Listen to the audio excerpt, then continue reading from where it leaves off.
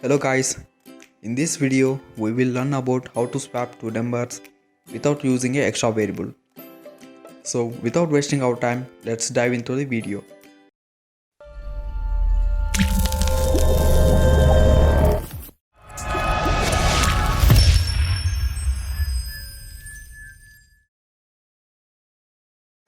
Swapping of two numbers means we have to interchange the value of a to b and b to a.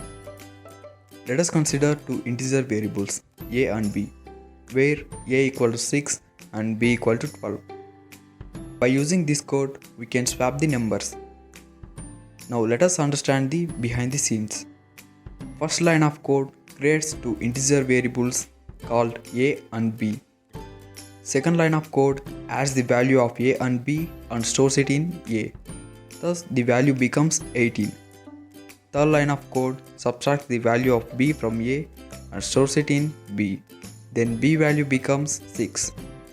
Last line of code subtracts the value of b from a and stores it in a. So the value becomes 12. Now the values of a and b are completely swapped. That's it for this video. Do subscribe and share if you like my content.